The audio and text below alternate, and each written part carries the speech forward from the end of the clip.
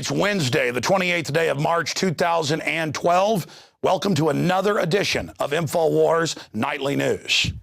Coming up tonight, Michigan militia are cleared of plotting to overthrow the government despite massive undercover FBI operation. You'll see the footage where I predicted that the feds were preparing to set up Hutari and had infiltrated the group. Then, U.S. military funds effort to hack video game consoles. Then in medical news, a new Superman drug has been found that allows humans to add muscle at an incredible rate.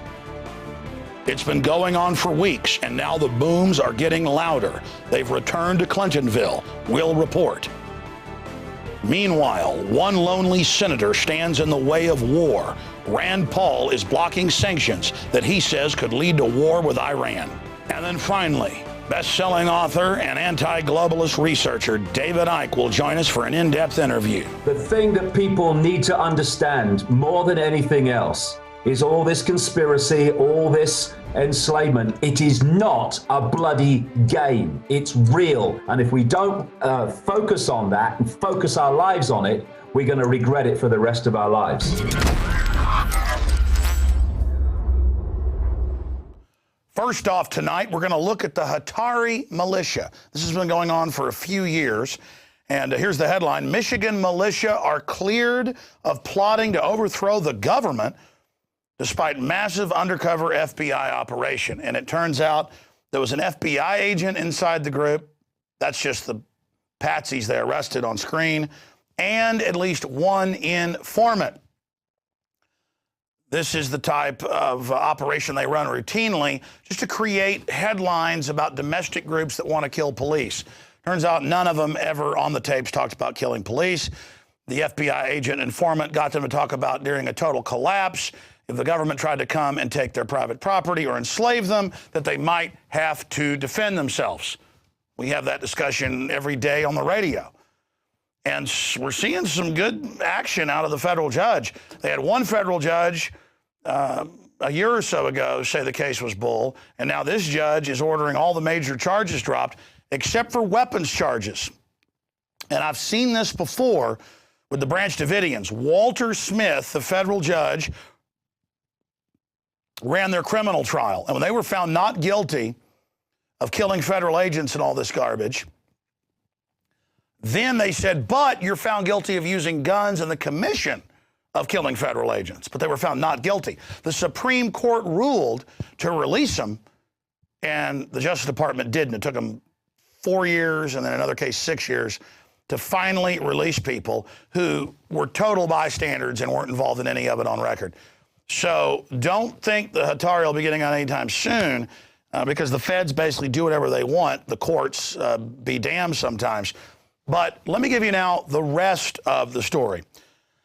I saw a video close to a year. It was like, what, 9-10 months before Hutari got busted, with a guy in a mask, with a helmet, with a machine gun, with a guy behind him wearing a gas mask. And I said on air, it turned out this guy was part of Hutari, I said, if this isn't a government setup, I don't know what is. This looks exactly like the grandson of the former head of the ADL, Adam Gadon, formerly Adam Perlman, who's the head of Al-Qaeda now. And we've, of course, caught the government uploading the Gadon videos with the Al-Qaeda logo and the government logo in the same video layer. They made it. It's amazing how dumb they think the public is. And since then, that's come out that not just that guy, but Anwar al-Awlaki and others are government agents.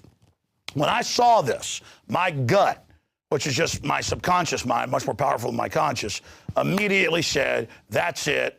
This is some type of setup. Either this guy was paid to do this by somebody who was directing it, or he's an informant or an actual agent, but definitely an asset. And I called him out. And that's in a previous video to the August 17th, still months before Hutari got raided. And they weren't even using the name Hutari then. And we've got articles that break all of that down. But I want to go ahead and go to a clip where I am interviewing the guy that went by Pale Horse. Christopher Sickles is his real name, who ended up being arrested along with the rest of Hutari. And again, I've never before or since pointed at a militia group and said that's an infiltration setup out of thousands of groups. I saw this, it popped out like a Cracker Jack, danger Will Robinson, and I broke it down and was confirmed to be accurate. And something else happened. When I exposed that they were setting up Atari, a bunch of militia groups around the country attacked me. This is how you get the operatives to come out. Those are the federally run or infiltrated groups who don't want me there warning people. I'm all for the militia. I'm just trying to teach folks how to not get set up by letting your group be infiltrated and people trying to get you to do illegal stuff. And of course, feds are going to scream and go, no, don't listen to that. Let's meet secretly and build pipe bombs. The militia's in the First Amendment and the Second Amendment. It's in the 10th Amendment. I mean, it's all there enshrined in the Second Amendment more than even other areas, that we have this basic right to defend ourselves. I mean, the sheriff's posse is part of the militia system, civil defense. But when you want to creep around secretly, that's where the feds operate. So it also drew them out of the woodwork, and I've been proven right again. So let's go ahead and go to that video clip. Months and months before, look at the dates, before they actually set up Atari and brought them down. Here it is. Mr. Palehorse, good to have you on with us. Thank you. This is an honor, definitely. Now, why are you not protecting your voice here on the radio? Well, really, you know, I get a lot of things on YouTube. Oh, the government knows who you are. You know, why are you covering your face? Why are you disguising your voice? And really, it was more, you know, I know the FBI and whoever wants, if they want to know who I am, they know who I am.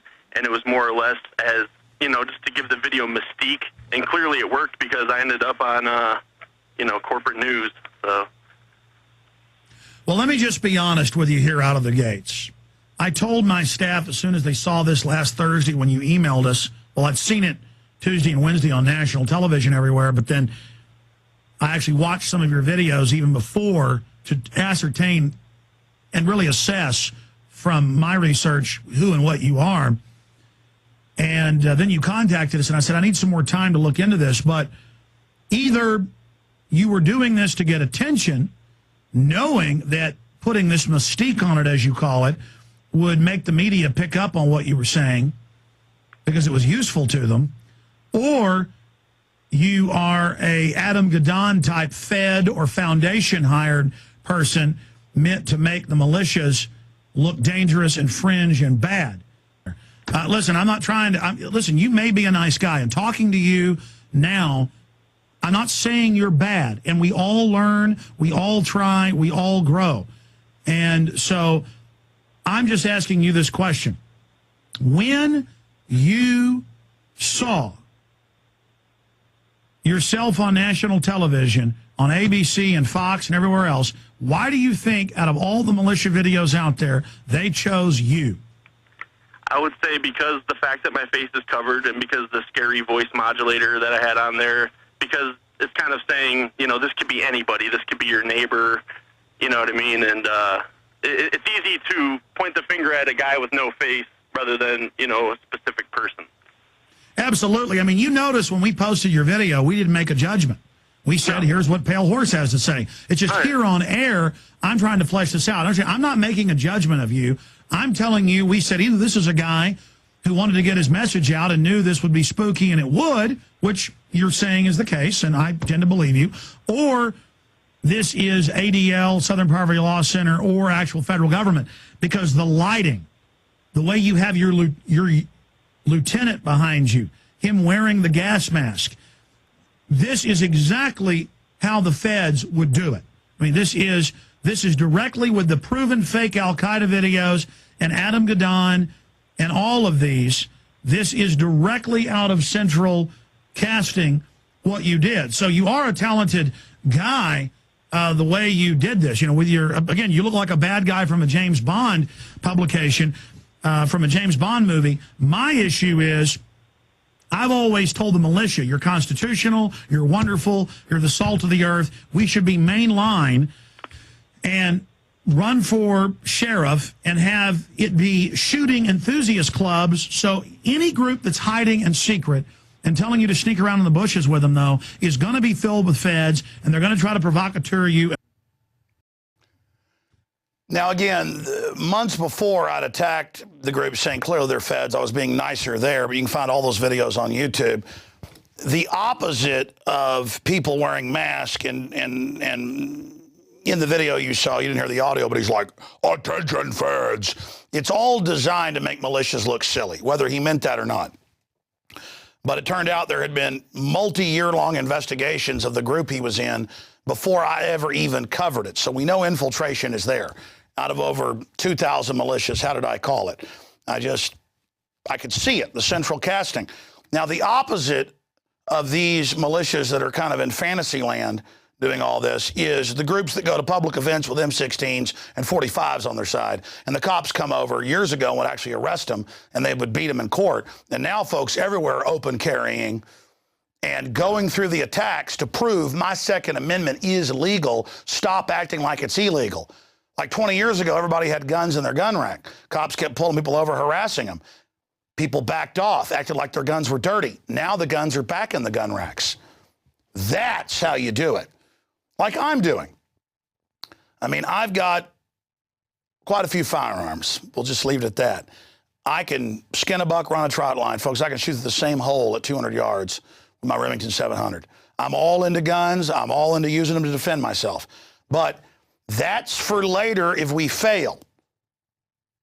And they try to, come arrest us and put us in these FEMA work camps. I don't want it to go to that. I don't want it to go to that. I want to fight now with ideas, because the pen is mightier than the sword, before we get to this. And it's always Fed-run groups who are like, shut up, Jones. The time for talking's over. Time to start killing. And I'm like, really? You wouldn't be allowed to say that unless you were a Fed. I remember every week for more than a decade, Hal Turner, in fact, pull this up, I forgot to tell you before the show, Hal Turner, FBI informant, national security. Hal Turner, white supremacist, all this stuff. He'd get up on the radio and go, Alex Jones is a traitor. He's not for war. I say, murder all these judges. This is Hal Turner saying this for the Southern Poverty Law Center, ADL, or Media Matters, cuts it out of context. Hal Turner, the FBI operative, national security level, highest level operative, not agent, but operative. National security run out of the president's office. That came out in federal court. He pled it. It was true. Feds still sent him to jail, flushing their own turd. I hate to be gross. The only way to describe him, though. A turd is still a turd by any other name. So you've got all of this going on. There's Infowars.com. You can click Chicago. Oh, really? The link is dead when you click Chicago Breaking News Center. That's why we tend to write our own articles and save that. Well, it's in the federal court record. The point is that it came out in federal court. The feds admitted, yes, he's our national security asset. The issue was he'd threatened state judges and said kill him, and the states went after him. So the feds had to take control of it to then manage it. But the point is, this guy, how did I know for a decade he was a Fed? And anytime I get a call in there, you traitor, you don't want to kill all the black people. You're not like the great Hal Turner. I would say, number one, I don't want to kill all the black people or kill all the Jews or, gas the Mexicans or whatever, like this guy's saying every day. Number one, that's not what I'm into. Number two, if he wasn't a Fed, he wouldn't be allowed to say that. And then people got sick of him and hacked his email, and it's all him with the FBI. Oh, I'm going to set this person up. Oh, don't worry. I'm saying all this rhetoric. We're going to catch more of these people. He was a total Fed, but not just to bust dangerous radicals that are going to do violence. He was there. They had him there to stir everybody up and try to actually get the violence going. See, it wasn't the feds posing as this, because there were real cases with him and others where stuff actually happened and they did nothing. It was only once he was blown as an asset that he was like used toilet paper, and they wanted to get rid of him. You understand how this works? It's the same thing with a lot of these black radicals saying kill the whitey and Mecha and groups like that. It's all meant to get everybody stirred up fighting with each other instead of the globalist, instead of the little man behind the curtain. They want to put us in a gladiatorial ring, like this table right here, and get us fighting with each other. I mean, it's so elementary. It's divide and conquer. And so when somebody was always calling me out because I wasn't for violence or offensive war, that's because they're trying to stir up some type of violent event. The feds have got to stage their own Oklahoma so they can demonize all opposition to their tyranny. Let's certainly not carry one out for them. I mean, this is so simple. And I told you Hal Turner was an FBI agent. I told you that over and over again. He was above that. He was a national security asset operative. National security level, above FBI. And who did he work for? He was a producer for Sean Hannity. #2 radio show in the country. There it is. Documentation emerged in 2008 exposing Turner as a FBI operative. Hal Turner rise in fame as a most blatant hate talk radio host, self-proclaimed neo-Nazi anti-Semite who hinted at the need, he didn't hint, he said kill him, to eradicate Jews. Turns out to have been fronting as a typical FBI COINTELPRO sting operation, writes Richard Evans. Hackers, again, got into his email. No, he was saying kill judges, kill people. This is what they do. So I know it when I see it, and thank God the Hatari, they just got him on a drive to some machine gun shootout, contest thing in Kentucky. They got him to say, yeah, we may have to have war with them if they attack us. Well, it's not illegal to say if Nazi Germany or Soviet Russia came to America that we're going to resist tyranny. Somebody tries to illegally arrest you without a warrant, tries to use NDAA on you. A whole bunch of states are passing laws or have already passed laws saying if the feds come to the police and say secretly arrest Alex Jones or somebody else, don't just say no, arrest them. Torture's illegal, even if the feds say it's okay. Secretly arresting people and disappearing them into black holes, illegal. I don't care if you pass some crackerjack law, you got out of a crackerjack box. Again, you can read Kurt Nimmow's original article, The Strange Case of Christopher Sickles and the Hatari Militia. Whew, man, I've tried to fight these people for 17 years. I mean, back when I would have like movie events at the Alamo Drafthouse a few times a year showing films, I'd be signing DVDs, and twice, guys that were obviously cop builds would come up. I could assess them, that's a cop. Kind of like driving down the road, you see some chick in a miniskirt sticking her hips out by the side of that. Well, that's a hooker, Drive by a lake, a bunch of ducks swimming around, that's a duck, And they walk up and they go, listen, things are getting really bad. How about we just go down and start shooting some police? How's that? I'm like, you can't do better than that? Hey, guys, get a camera, follow this guy out to his unmarked police car. Oh, you're running. Yeah, you better get out of here. I mean, listen, let me tell you how criminal the government is, okay? Not the whole government, but the people at the top. And you got good people in the police and FBI and others right next to the criminal divisions that actually carry out the evil. I was trying to build a veteran, a new house, and I got sucked into this. Wasn't my PR idea. This guy calls me, he says, I'm a World War II veteran, decorated, Joe Campana. I've lived here, I don't have any money, my family's all dead, and they're trying to take my property, and it was on a street that was gentrifying in Hyde Park, actually where my mother grew up, a few streets over, and he owned like an acre, and they wanted to take it and build a high-rise there, a bunch of condos, we later learned. And it turned out it was right, and he goes, they're trying to bulldoze my house tomorrow. And I'm like, all right, I'll be out there. I get there, they got the bulldozer, they're gonna bulldoze it. I'm on my radio show via the phone, my daytime show, listeners show up, cops show up, and the cops don't want to have something on their hands. It was reasonable human beings. They were like, hold on, they check the permits, come back tomorrow. The bulldozer operator, when he realizes what's going on, he doesn't bulldoze the house. And then, this is how I got into this. We're like, we're going to fix the house, my listeners are. And the city's like, no, it's condemned, you can't. Now, there it is, Austin American Statesman. And the guy living in a shack. By the way, it turned out we learned for a decade he hadn't been getting his VA benefits. Didn't know how to fight the bureaucracy, so his money hadn't been coming. He picked up cans all over that area of North Austin and lived off ramen noodle and a little garden he had. No money. Turned out he had all these silver stars, you name it. I mean, he was like in the Pacific Theater, atomic testing veteran, and he died a few years after we built him a new house. But the point is, so he said, okay, we'll build him a new house, was the idea of listeners. And a city record, 14 days, per minute, because first the city was against it, but after everybody showed up, In the middle of him building his new house, one of these undercover cops shows up. And it turned out they were involved with local mafia groups and government wanting that property. They'd already decided they were going to get it. And they tried to, like, first get me to talk about killing police for no reason. And then they tried to start fist fights while the media was there, all in setups. I mean, this is how dirty tricks works. And I'm like, to the cops off duty, I mean, undercover, I'm like, we can't even build a veteran a house, and you guys are out here doing this? Technically, it was 14 days to build it.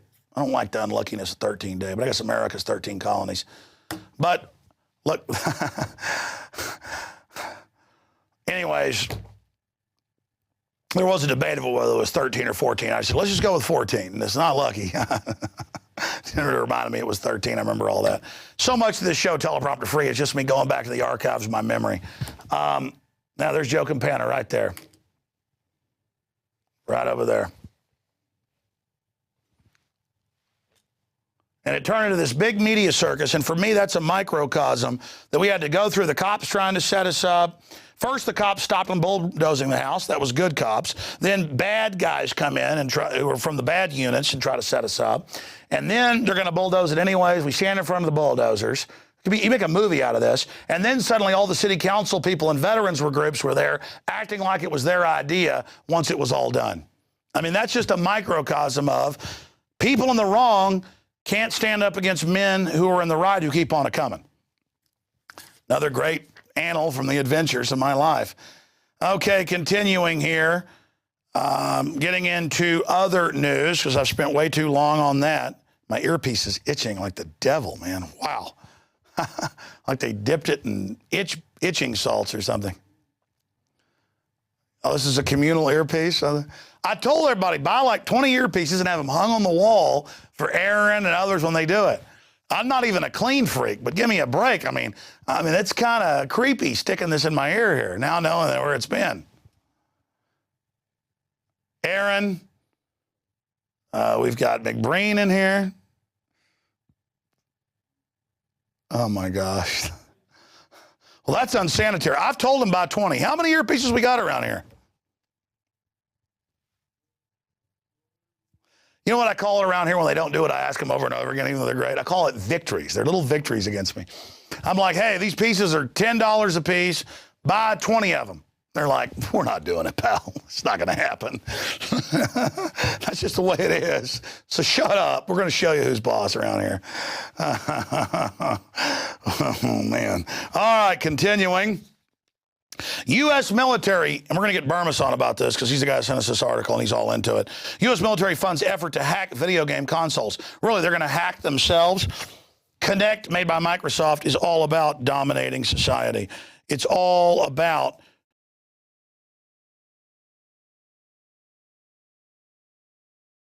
tracking and control. Of course, they want to use it in drones. Of course, they want to use it in face scanning crowds because Microsoft isn't giving us this high-tech NSA technology for nothing. This can see through walls in your house, voice print, face print. It's total control. We're just inviting this in. The new Samsung TVs are coming out, tracking everybody, listening to everything you're doing in your home. Google admits they're doing it. Big Brother's on steroids in your face, like the CIA director admitting everything you're doing in your house is being watched. Now, here's a really wild article we talked about in the little promo intro. Super strength substance, closer to human trials, Myostatin. And it is some type of, I guess, manipulated synthetic hormone that just makes your muscles continually grow out of control, even more than antibiotic steroids.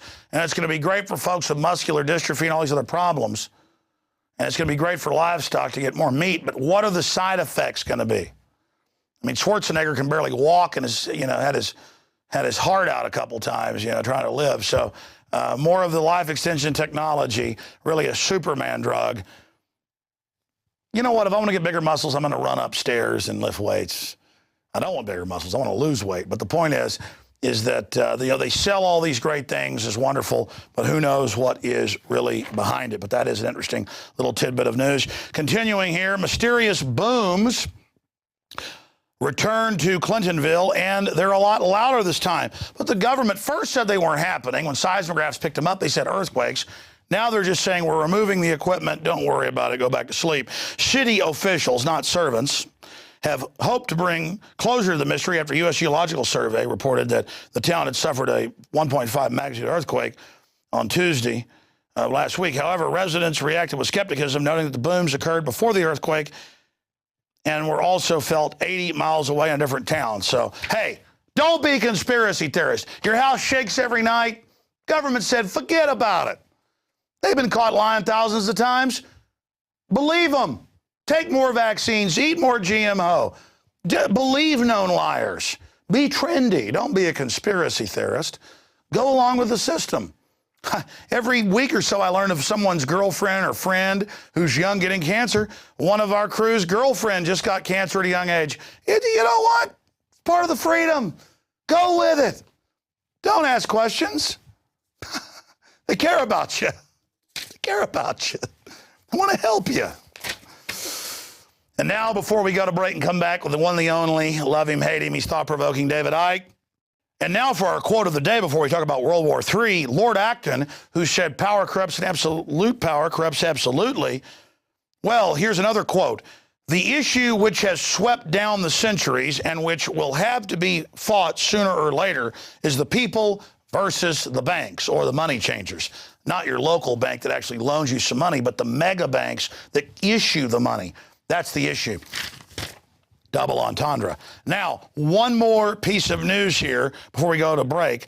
Rand Paul stands between U.S. and war with Iran. And Rand Paul right now is blocking sanctions that really have war powers hidden into them. Senator blocked sanctions bill, saying it could be used as a means to go to war.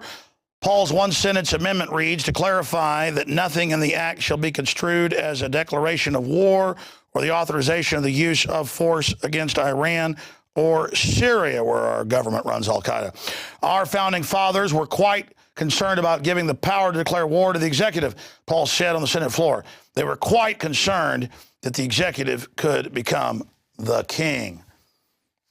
Our old friend Rand Paul there. Okay, the one, the only, love him, hate him. He gets you thinking.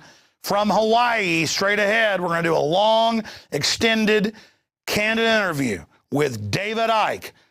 He says it's time to wake the bloody hell up. This is not a bloody game, and I agree with him. This is life and death, sudden death overtime with a new world order. But we're in the fight. Stay with us.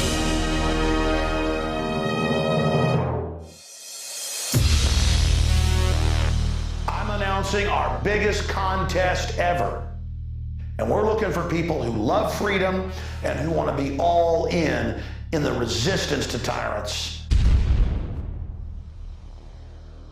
So you say you want to fight the New World Order.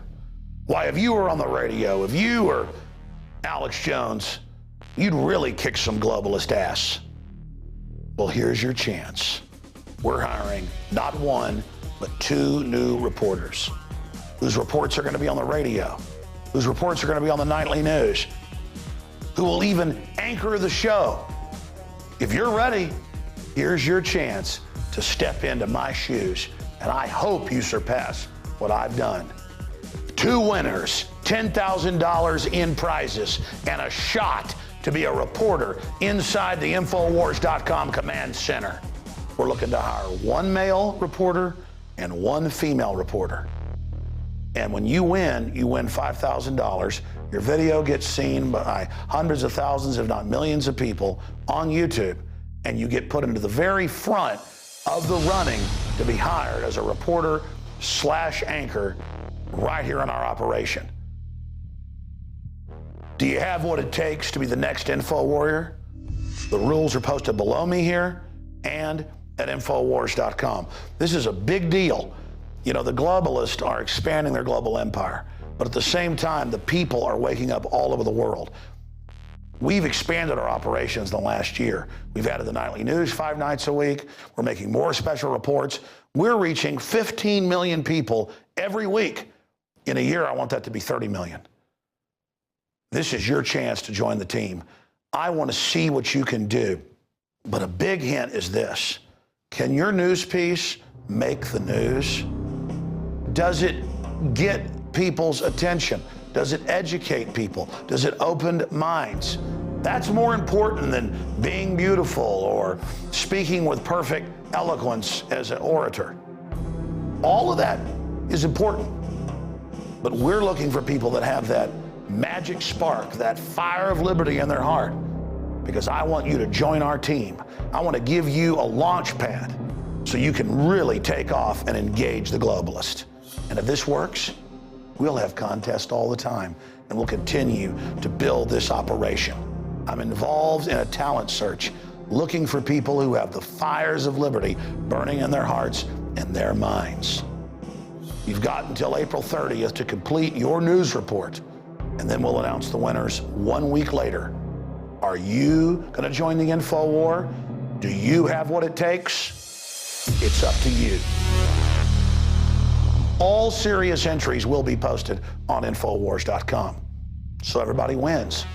You're getting the message of liberty out, and that's what really matters. But in the final equation, it's not about showing Alex Jones what you got. It's about showing the world and the globalist that no army can stop an idea whose time has come. Join me in the info war.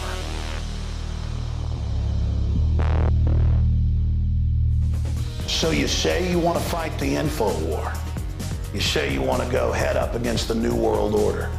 You can do a better job than Alex Jones? I know you can. And here's your chance to prove your mettle.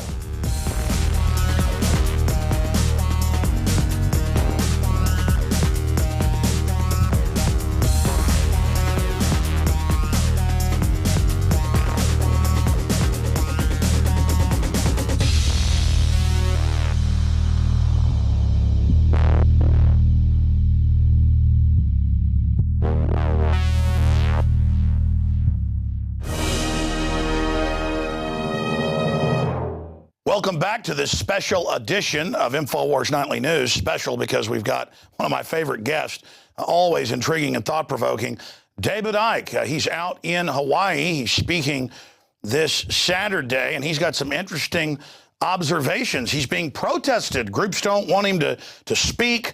I also, just before we went on air here, brought up any TSA adventures he's had. He's going to discuss it all. And then I'm going to talk to him about the New World Order throwing everything in our face. They're now admitting that they don't just have life extension technologies, they have age reversal systems.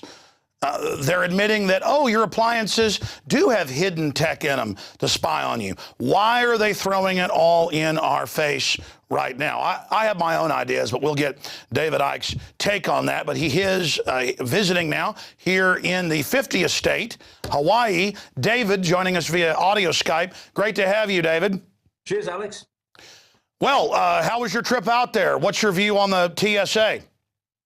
Well, it's 3 quarters around the world for me, so it was a long trip. But I did experience the TSA 1 or 2 times already, both in Los Angeles and then moving around the islands here.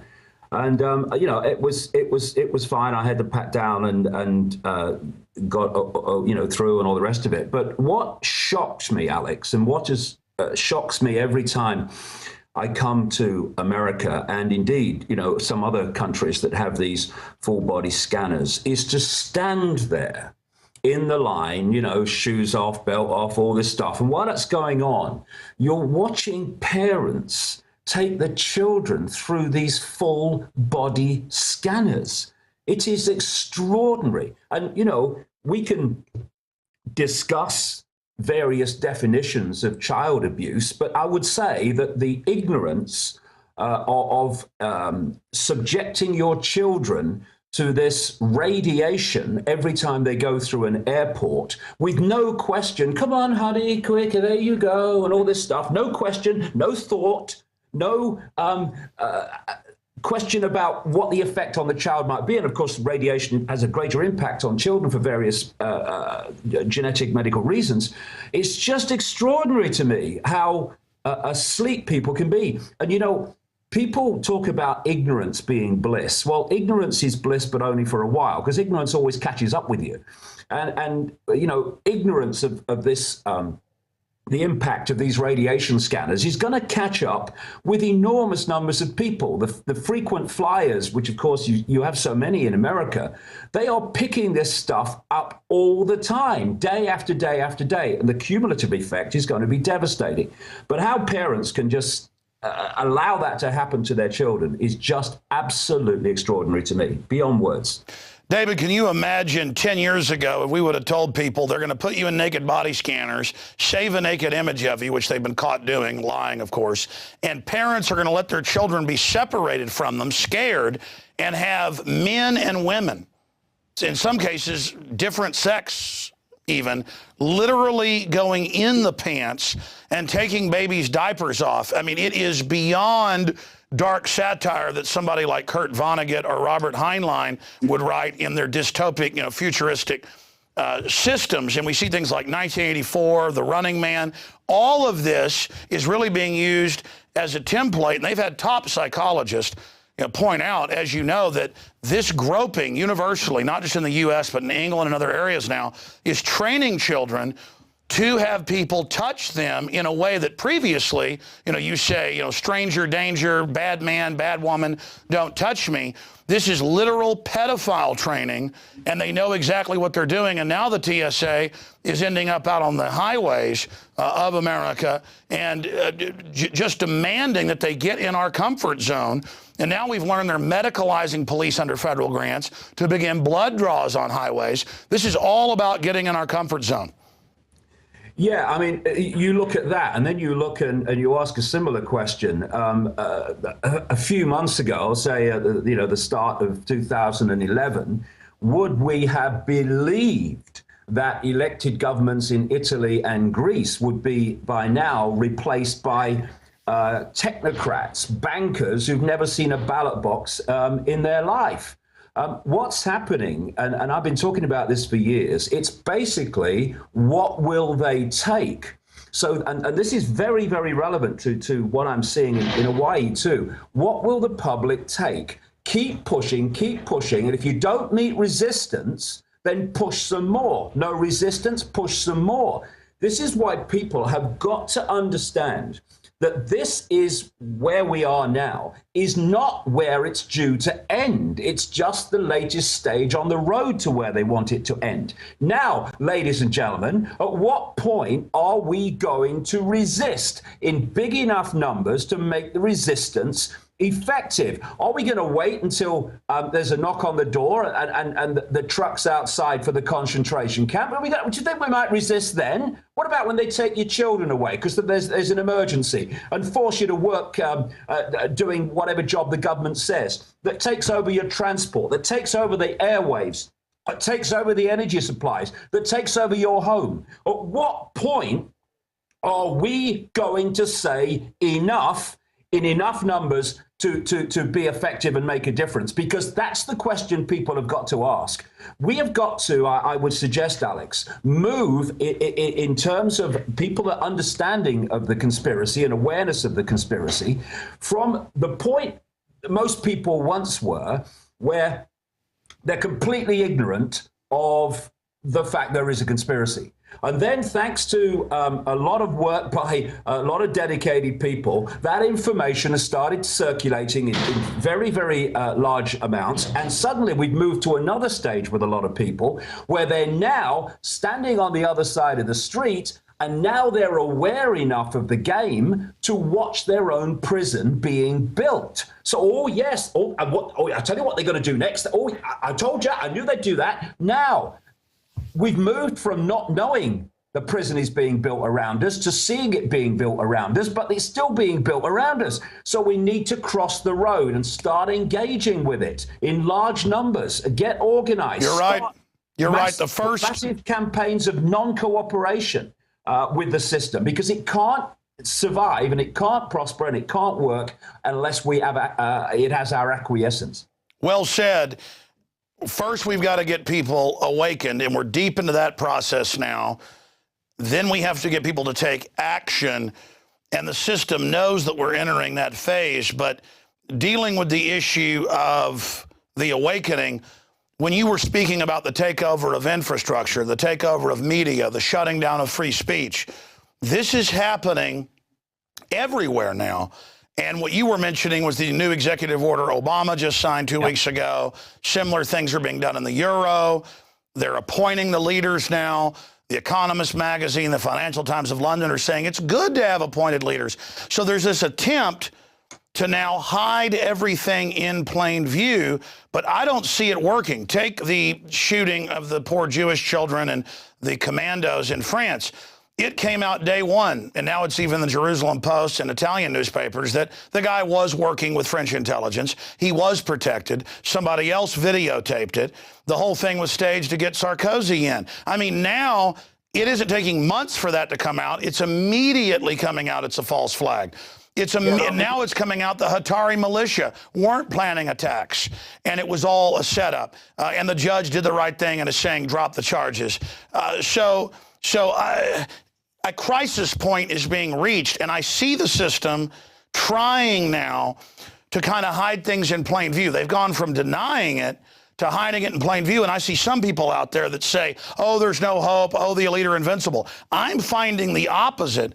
I'm finding that when we do get off our knees, as your last book was called, that all we have is power. All we do is win if we don't care about the ridicule. It's almost like a spiritual thing that if you give into the ridicule when you're called a conspiracy theorist for questioning known liars, then somehow, that like gives power to the other side. But when you know you're telling the truth and speak out against it and take action, it's having incredible things. I want to get into your experience in Hawaii, as you said before we went on air. You want to talk about this point of nowhere to run. But before we do that, why do you think Petraeus has come out and admitted what we've known for a decade, that all new appliances have tech, data over power line, listening, watching, Google watching, beyond 1984, cell phones, toasters, clock radios.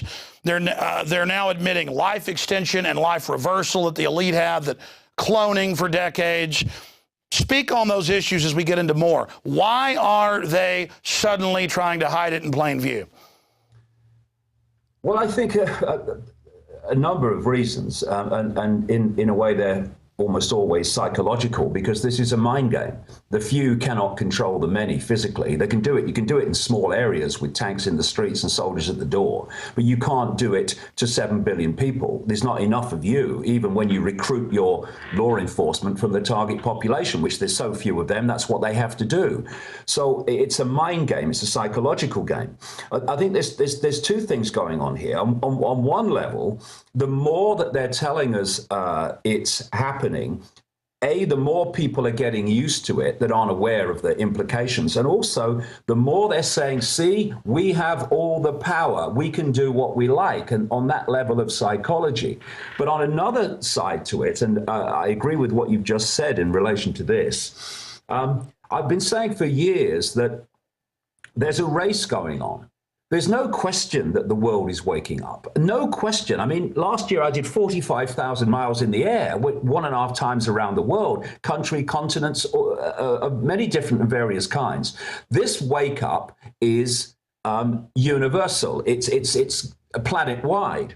And they are now desperate to get the control structure in place before enough people wake up, see it, and then cross that road I've just been talking about, cross the street, and bring the house of cards down. Because it is a house of cards, because we, humanity, asleep humanity, are holding the house of cards together. That's why it's standing up there.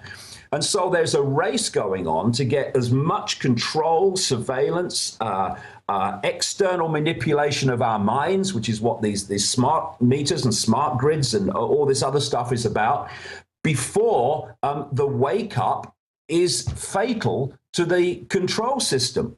And so they're racing and racing and racing on. And what they're doing, because they're racing on so fast, is they can't hide it anymore.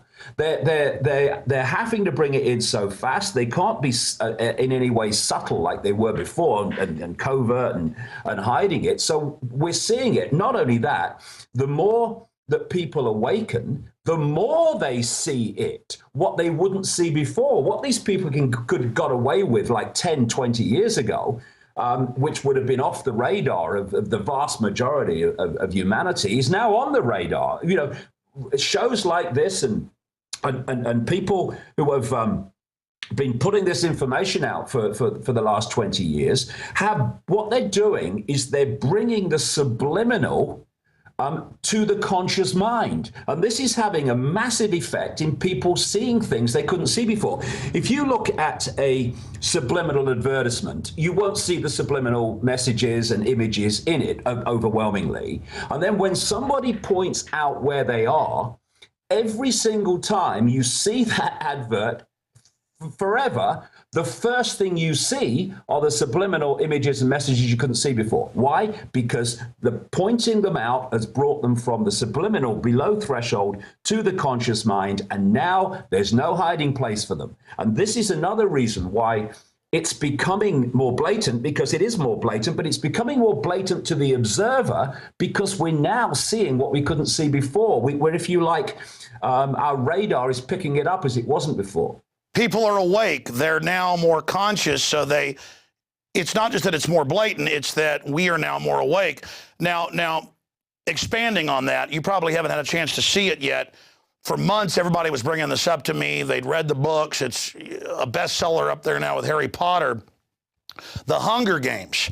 Well, I finally saw it, David, and it is 100% Agenda 21, directly out of the UN Biological Diversity Assessments, with a super high-tech elite of less than 1% in armored walled cities, within controlled cities, monorail, exterminated 90% of the population, the rest of us living in feudal squalor, basically kept at a subsistence level, and this high-tech false reality that they're building, and gladiatorial games and human sacrifice of children. Now, you and I know, studying this, that's all the ancient cultures, that's what this dark force builds. But people say, well, it's good, it's exposing it, because it's everything we've talked about to a T. But no, when the subconscious group sees it, it puts power over them by the system to be conditioned and acclimated. Because when something's subliminal, it gives the system power. But when you're conscious, it gives you power. And so it's almost a race for them to get everybody acclimated as they roll this out. But I just wanted to get your take on the Hunger Games, or to ask if you've heard of it or what you think of that statement. No, I've not seen it because I've been traveling. But yes, absolutely.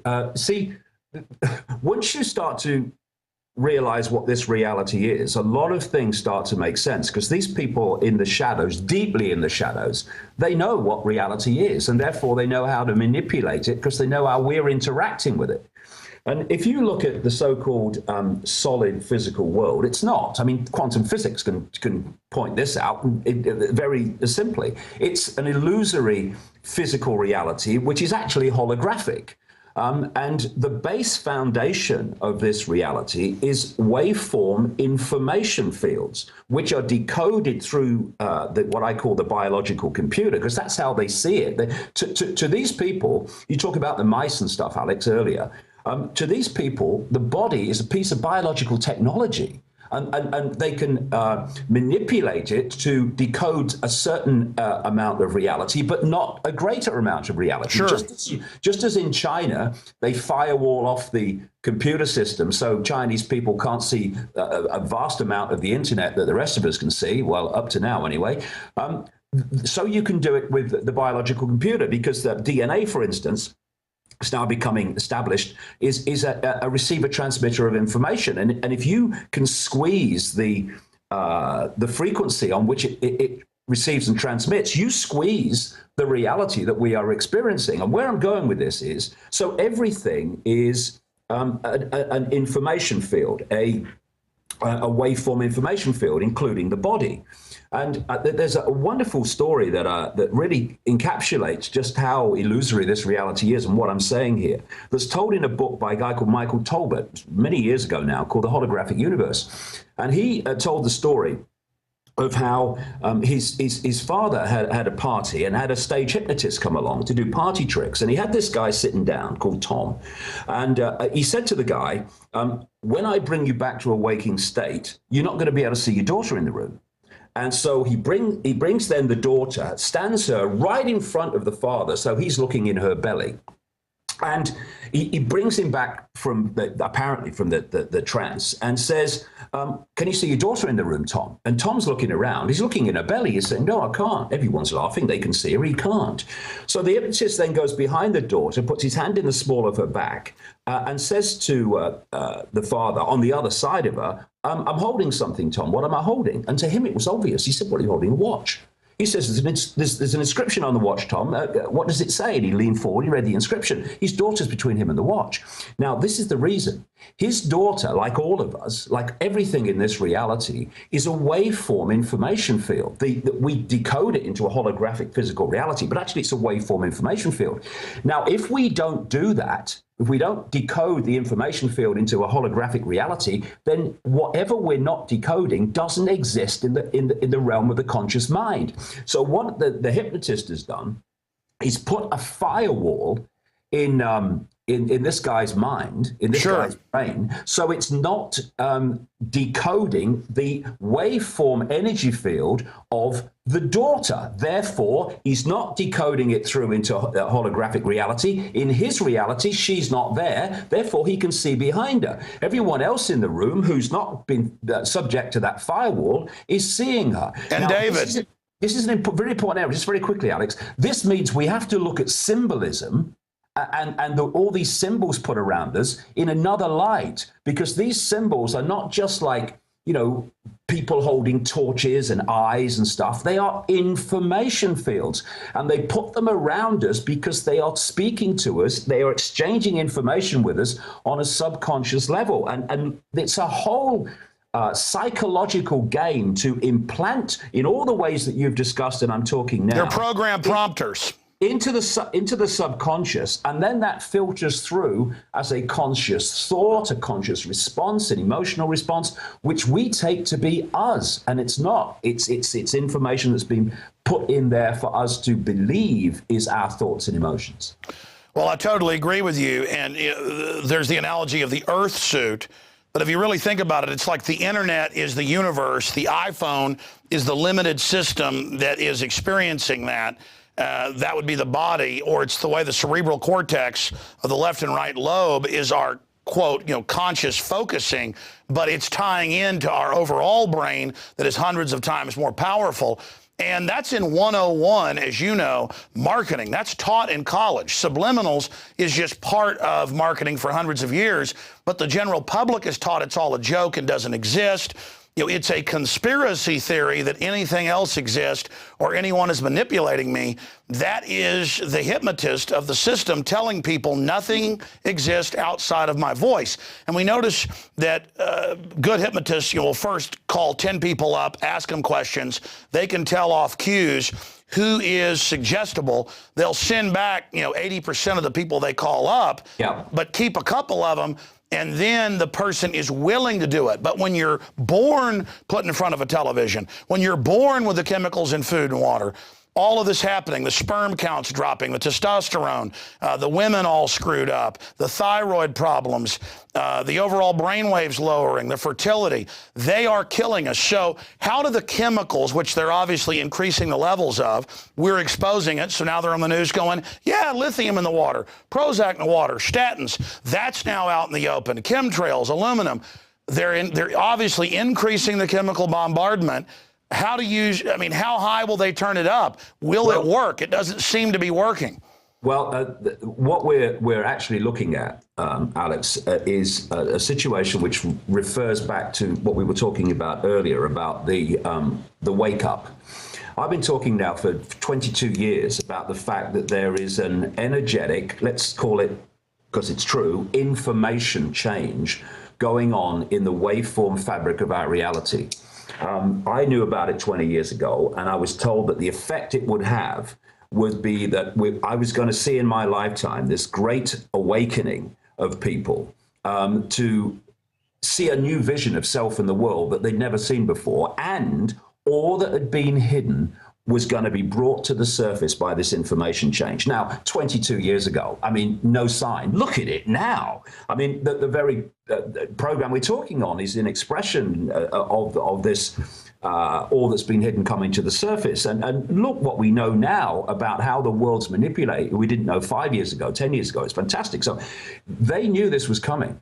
And what they're doing is they're trying to mitigate the effect on people by destabilizing. If you take the human biological computer and you relate it to a desktop computer, if you put viruses in a desktop computer, it is not going to decode the internet or anything like that in an accurate, powerful, effective way. It's going to cause mayhem.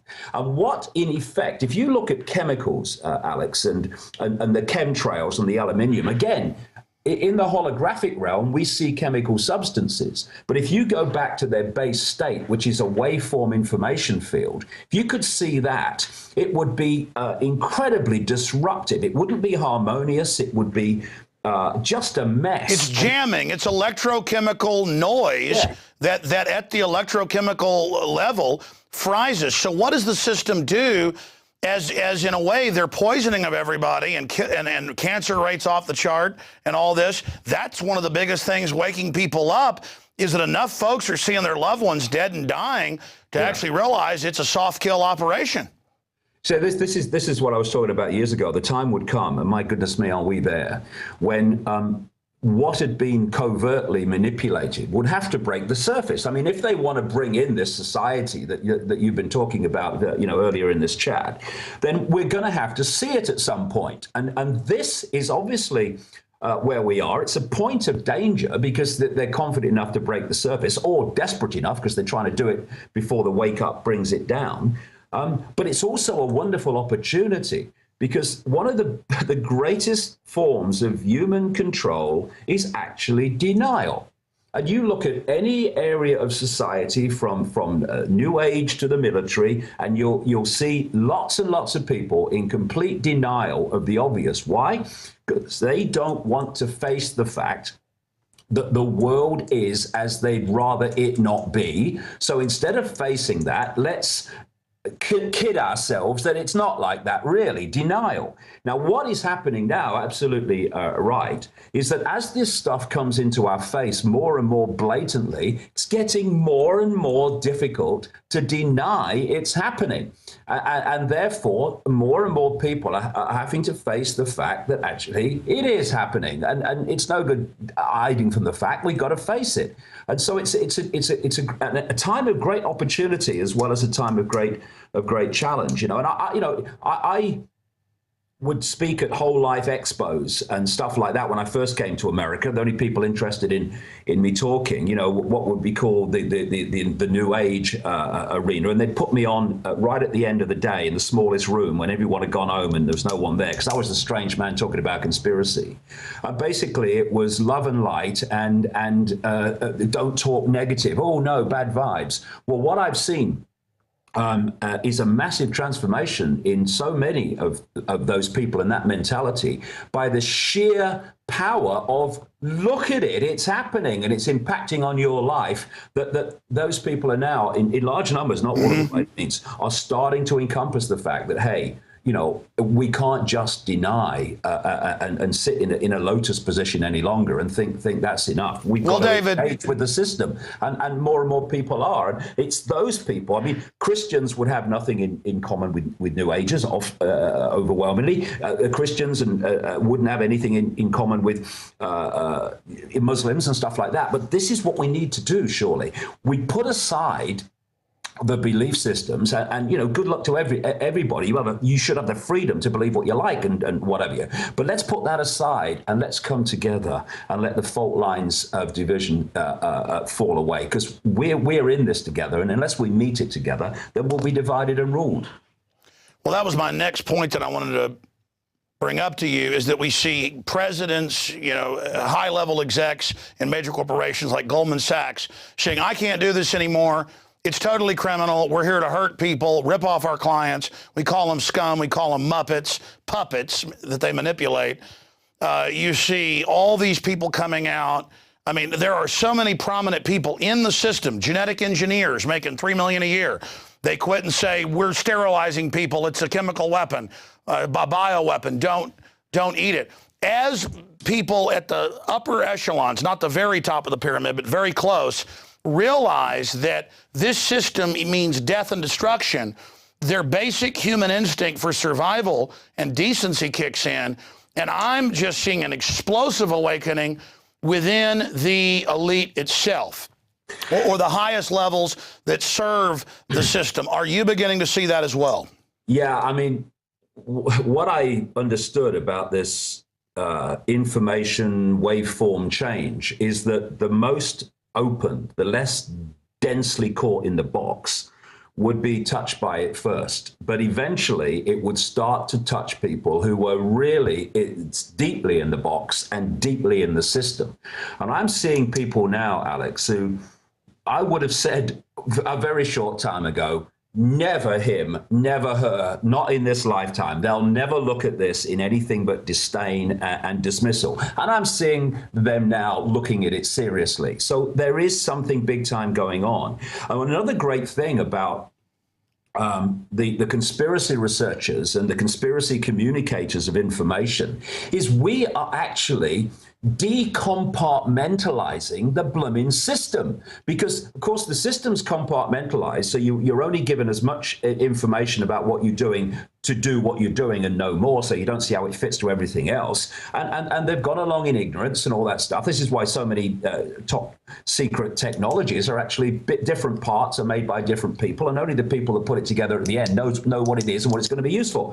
And what this information that's been pouring out more and more effectively year after year after year is doing, and I'm seeing this in science, with scientists, with people in the system, it's decompartmentalizing because the system, because it's saying to them, see, this is what your contribution is doing, because it's connecting to this contribution, and what you think you're doing in innocence is actually causing this. And so, the system is starting to unravel, and that's why I feel this sense of panic. We must push on, we must push on, we must push on. And when you do that, you make mistakes, and you make it even more blatant what you're doing. So this is a time of great challenge. But I tell you what, mate, I'm looking at it now, and when I see where we were just a few years ago, we are making very, very rapid progress. I agree with you. Now, how do you see the psychological warfare chiefs that are trying to create this total false reality, this artificial habitat for us, as those of us here in the global planetary spaceship zoo begin to notice that this is a Truman show? Yes, exactly. How is the system going to strike back? Because we've talked about our numbers going from maybe 1% 10 years ago, knowing the Federal Reserve is private, to over 90% in polls. So there's different degrees of awakening. Yeah. But sure, there's 40% that are really starting to be awake. But there's 30% or so that never will wake up, because they'll just decide out of cowardice to join with the system because they think it's going to win. And then you've got that other 30% or so that are just so into the system and so drugged and poisoned, they don't have the IQ to wake up.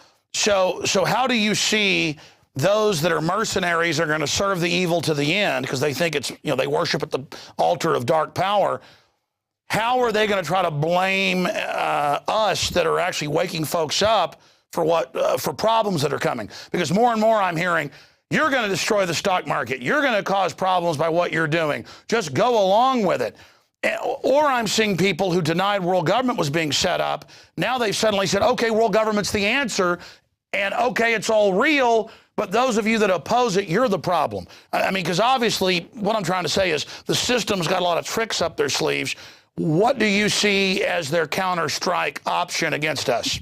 Well, I mean, I think they'll try to demonize people communicating this information ever more effectively in any way they can. Desperate is the word that comes to mind. The key for those who are doing this is for it to go in one ear and out the other, because the more they're attackers, the more they seek to undermine us, the more they are aware of the effectiveness of what's going on in terms of exposing them. So it's a compliment in so many ways. And, they always, just interrupt, they always tried to ignore us at first. Now when they've got 15 shows on at any one time saying 9/11 truthers are crazy, everybody instinctively goes, wait a minute, if they're making this big a deal out of it, and this media has been caught lying millions of times, I mean, people when the system's out of bullets, and now when they attack you, it's a badge of courage, what do they do next? Exactly. Well, the thing is that I've had so many people come to my information in recent years because of all the attacks on me and things like the British media. They're thinking, well, what's this guy saying that's causing this? And so it's actually counterproductive in the end, because the more they attack you, the more people say, well, he must be saying something right. I'm hearing that again and again. It's gone from years and years ago, yeah, he's a nutter, to, well, he must be saying something right to get all this abuse. And in a way, they are running out of bullets. And as long as we keep moving forward and refuse to bow to this nonsense that's thrown in our direction, then the more they'll run out of bullets. Because this is the point I want to make. We are consciousness having an experience through a biological computer called the body mind, which allows us to experience a certain range of frequencies that we call the physical world. Now, the stadium in which these people are running their control system is body mind, and it has a frequency range. Once you open your mind to consciousness, I mean, what Christians would call the soul, and many other different religions and beliefs call it different things, but the greater self, spirit, which near-death experiences are experiencing, where they leave the body and the reality is completely changed, and it's much more expansive, and everything becomes possible, and it's amazing the way they describe it. Once you do that, that power starts to come through the body-mind computer. The control system can't deal with that because it's not in its field of frequency to deal with it. It doesn't have the power to deal with it. When you look at the system, Alex, you look at the society and the way it's structured, it's systematically structured to do this, to pull our point of attention, i.e. our sense of perspective, who we are and what's happening in the world, into the five senses, into their stadium. This is what they're manipulating. When we're in five sense reality alone, then we are playing away from home.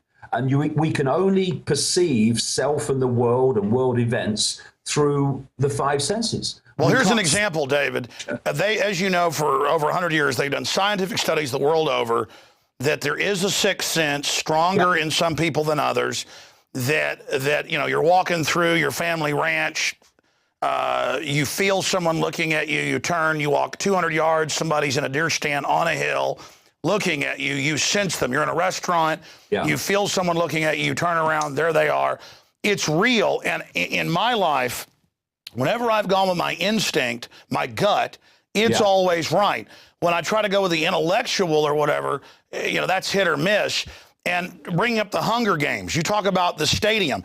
They have false stadiums that are so big, it's an artificial sun rising and setting. They've got floating UN craft with peacekeepers from the technological central government that plays the 12 zones off against each other. And it's all about how they're creating this false reality for people. And there they are throwing it in everyone's face. Tell folks what's happening, because you, before we went on air here, you said, be sure, Alex, you know, and bring up what's happening in Hawaii, because you were using it as an example of nowhere to run. People tried to keep you from speaking. Tell us what's happened there. Yeah, well, just very quickly, you know, what you just said there about the intellect and intuition, that's absolutely key to what I've been saying here, because the intellect operates within the body-mind biological computer. And therefore, because it's such a low level of awareness compared with consciousness, soul, whatever you want to call it, it has to work things out. Whereas, you know, you've just talked about it. When we have an intuitive feeling, it's a knowing. It's a knowing. You don't have to work it out or explain it. You just know. Why? Because that's coming from that which is beyond this manipulated reality, and that can take you through the maze in the world that's been created for us that the intellect has got no chance of doing. And that's the way home, that for me. All I've done in the last 22 years is when I made a decision 22 years ago that if my head and my intuitive knowing were at war with each other, I was going with my intuition. And that's all I've done ever since. And eventually the head and the intuition, the intellect and the heart come together. So the head starts to serve consciousness rather than be the governor of it. In terms of this intuitive knowing, by the way, this is what the system's terrified of. In their own writings, they say the only thing that could disrupt our plans is maverick people. And maverick people are those that come from intuitive knowing rather than programmed mind. But in terms of Hawaii, yes, Hawaii is such a stunningly beautiful place. And so many people who aren't born here have come to live, to escape the rat race, to escape the system, and to live an alternative lifestyle with organic food and healthy lifestyles and all the yoga and all that stuff. But because this conspiracy does not have a location that it operates in, it wants to take the world over. There comes a point where you start to realize there is nowhere to escape to, because if we don't turn round and face this and deal with it together, then we can escape for a while to some idyllic place or some archipelago or whatever, but eventually there'll be a knock on the door. And what we're seeing here now is, first of all, there's so many people. Great, I love it. I have the organic food and the healthy lifestyle. But while they're doing that, they're washing the organic food often with the water supply that's impregnated with chemicals from Monsanto and others coming from the put on the crops going into the water table. Goodness knows what's dropping on the food and what's being breathed in and what's in the water and the sea from Fukushima. We don't know the scale of that yet. And then there's the chemtrails that you see over Hawaii, which is dropping the aluminium and the barium on the organic food and all this stuff. Then you've got Pearl Harbor over at Honolulu, the major naval and air force base, which means that any conflict with China pulls Hawaii into the front line of that in terms of location and also the military operation here. And where I'm going with this is, you can only run for a while. And then you realize, actually, you're at the edge of the cliff and there's nowhere to run. And we need to start to have the courage and have the foresight to see that we're not going to run away from this, because it will catch up with us. We need to all turn around. And if we're going to run at all, run straight at it, because when we do, it will start running. I used to be a soccer player years ago, and what you see sometimes, you see a little guy, midfield player with a ball, not very big, very, very, very slight of body, and in front of him are big, hairy defenders, all big, strong, impregnable. And most people, they'd say, "Oh, we're not getting through there," so they'd pass the ball square or pass it here, get it back, and go nowhere. What some of these little confident little midfield players do is they get the ball and they run straight at him. Now, these big hairy defenders that looked impregnable have got to deal with them. And they drop their shoulder right, drop their shoulder left. Now, the big hairy defenders are now having to react to them. And what do we do now? Suddenly, this impregnable wall of people is in disarray. Exactly. You've got to stop running. Run at it. You've got to stop running and start engaging them, and then you take the momentum, and now they're on the defense because they're attacking us, and so it's defensive to go on the offense, and the universe respects that as well, and that's how you gain converts to liberty and the awakening, is not being pensive and afraid and apologizing, but by being bold, because these are bold times. And David, I totally agree with what you're saying. So many people call me and they go, "Oh, this is real. I checked it out. It's true. How do I hide and protect myself?"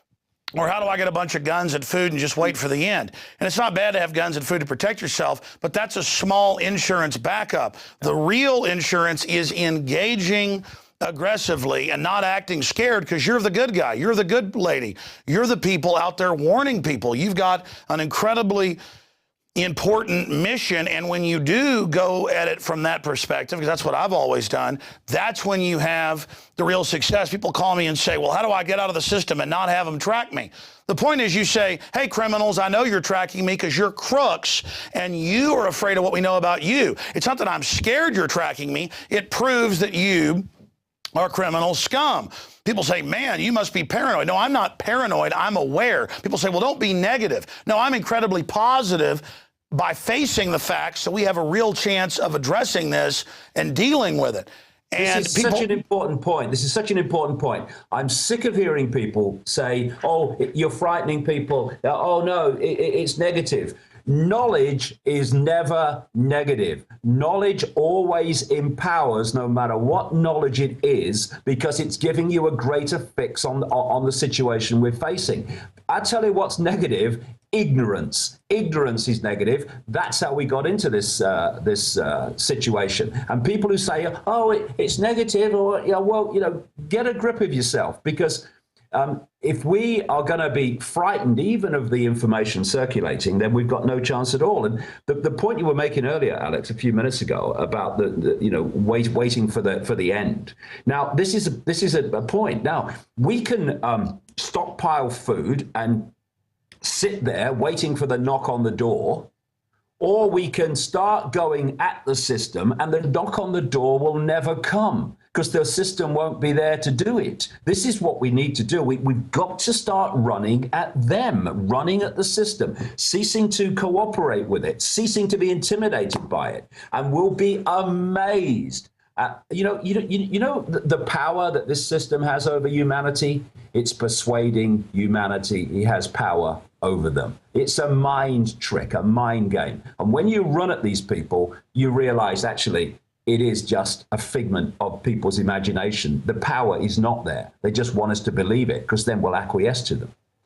Yeah, there's a lot of people out there that say, oh, Alex Jones, David Icke, they're saying we've got hope. We don't have hope. And the information they're putting out can be accurate on issues, but this idea that we don't have hope and don't have power, in my own life, I don't have the skills that a lot of other people have, but I've reached 15 million people a week, literally, through XM, AM and FM, internet, YouTube, all of it. 15 million is a conservative number.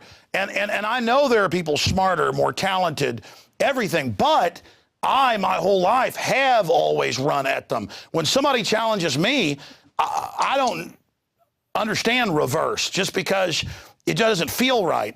And if we can just get people to realize, I'm always looking for other leaders. I'm always looking for people to build up, to go at the system.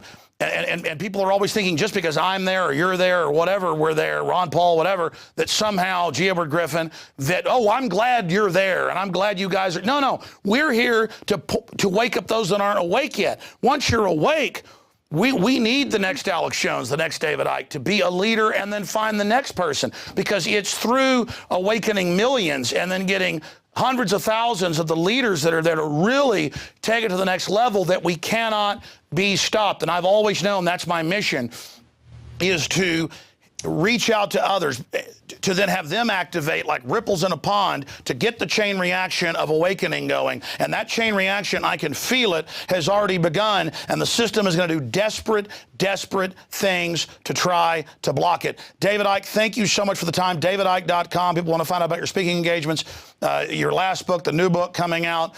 Tell us a little bit about that, and then I have one last question for you.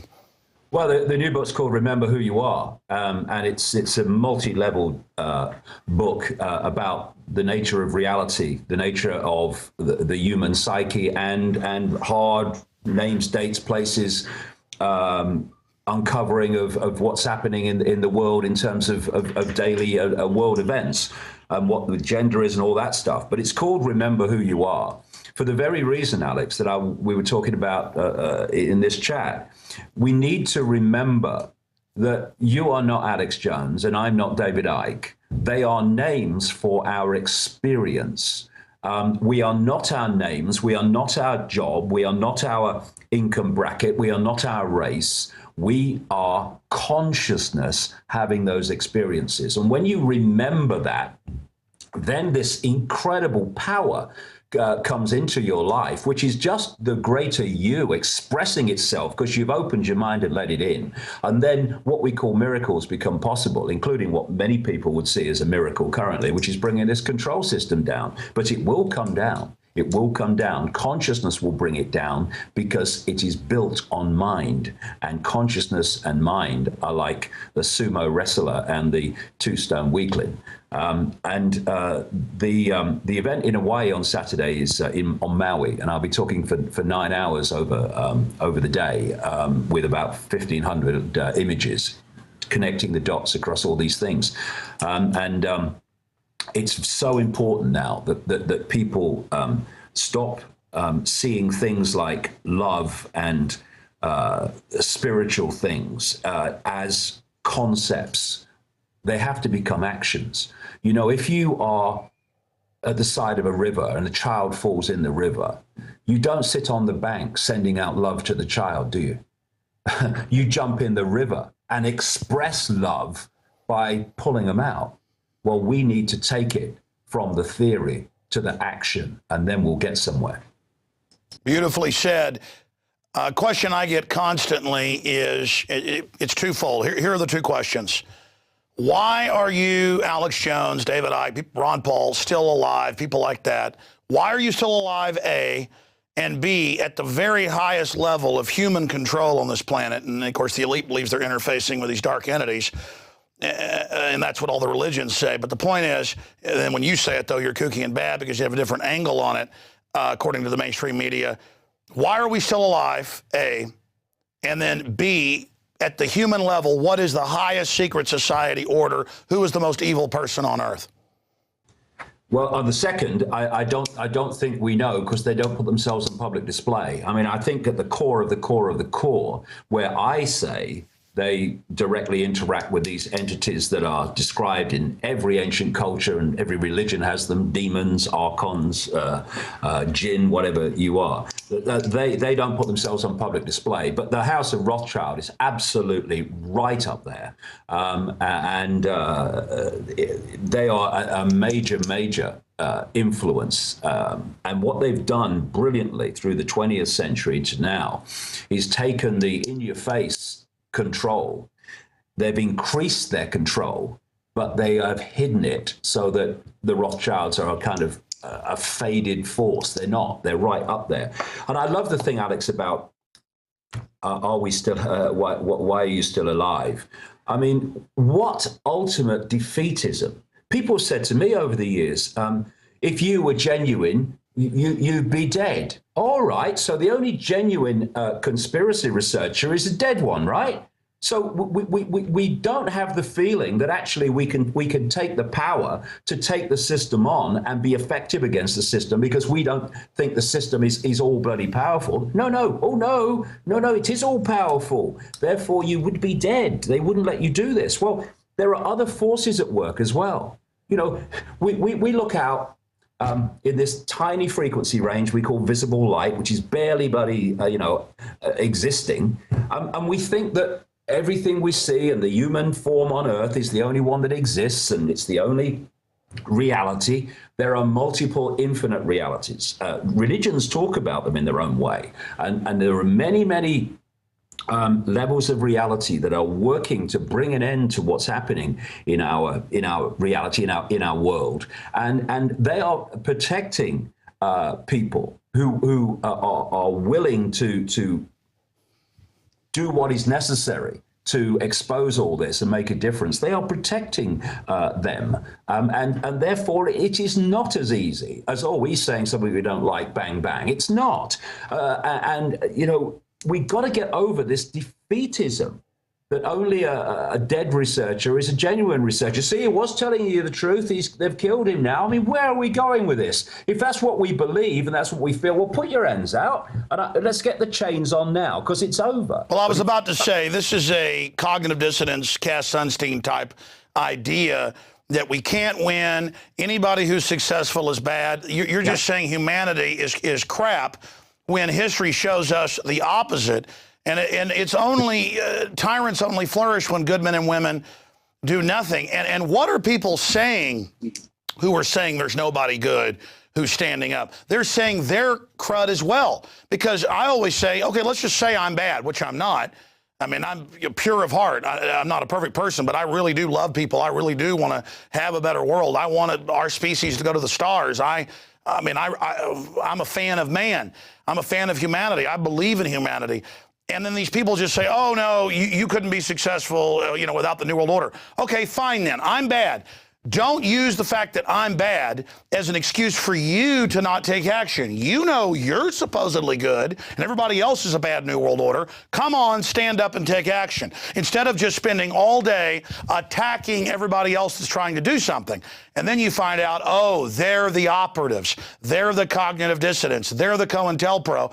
And the good news is people have gotten wise to that. And I've seen all the attacks I've gone through, you've gone through, and others have gone through, has actually just become advertising for us. I mean, in a way, the enemy is stupid.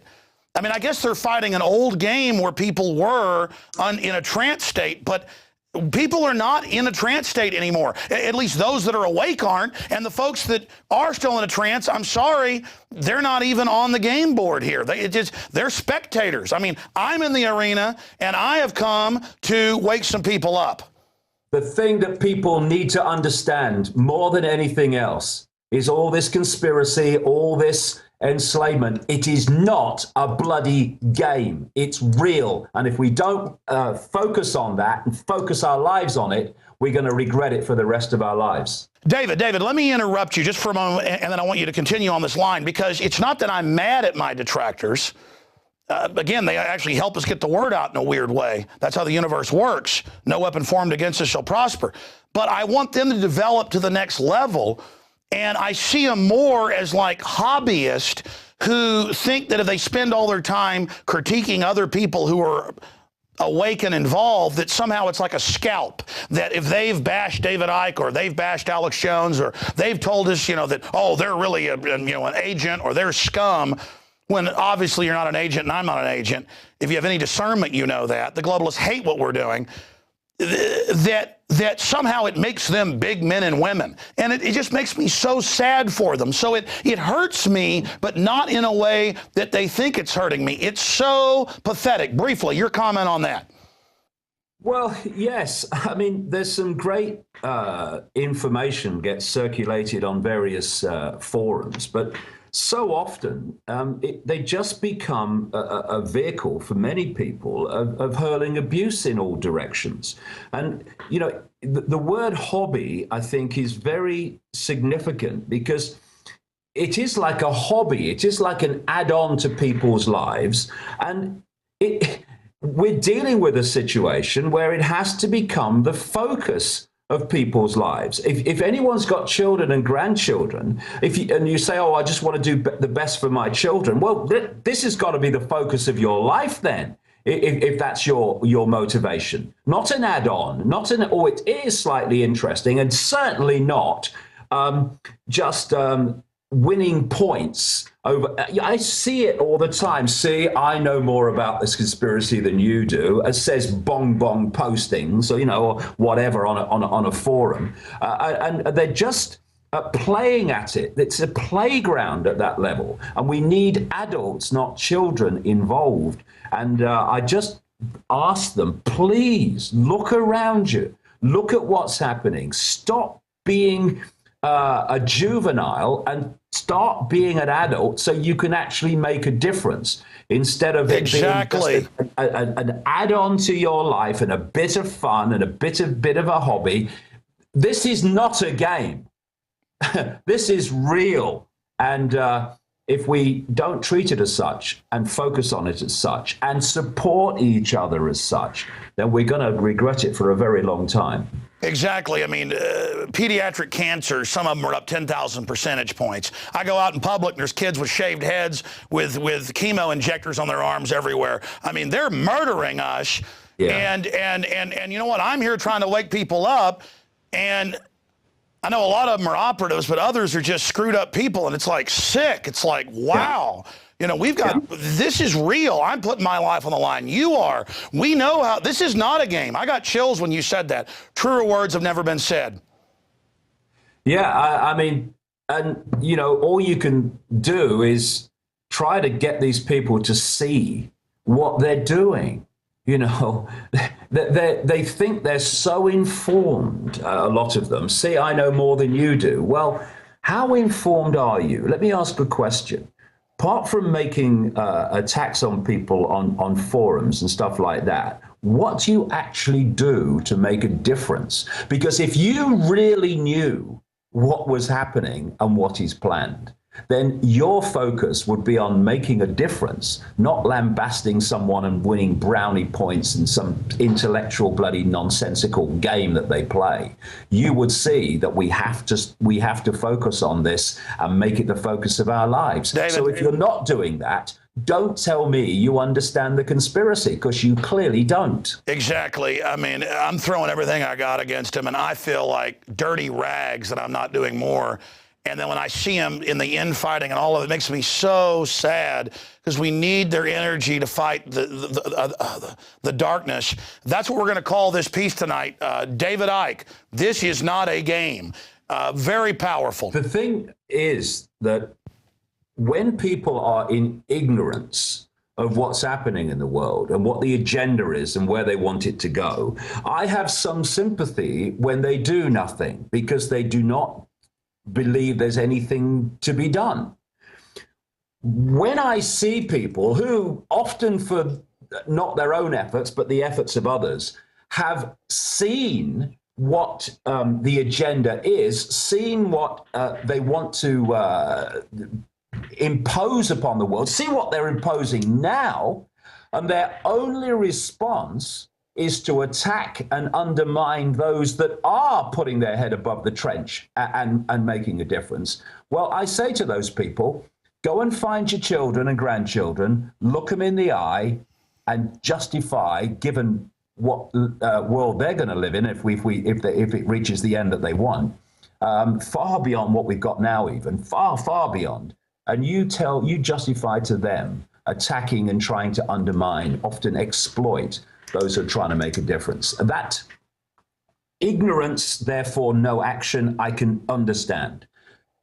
Knowing what's at least a good part of what's happening and then seeking to undermine those who are trying to expose it, that turns my stomach. And one day when they wake up, it will turn their own. Yeah, it's bad luck. My gut just tells me those people have no idea what they're buying into. Because when you know the truth and decide to join evil, that is the ultimate sin. David Icke, our interviews just get better and better over the years. And I know you're a busy man. I appreciate you joining us every few months. And I look forward to having you back on soon, davidicke.com. I have to say, I've been saying this every interview in the last few years, but this is our best interview so far. I mean, be honest, in your gut, don't you feel like this is the best interview so far?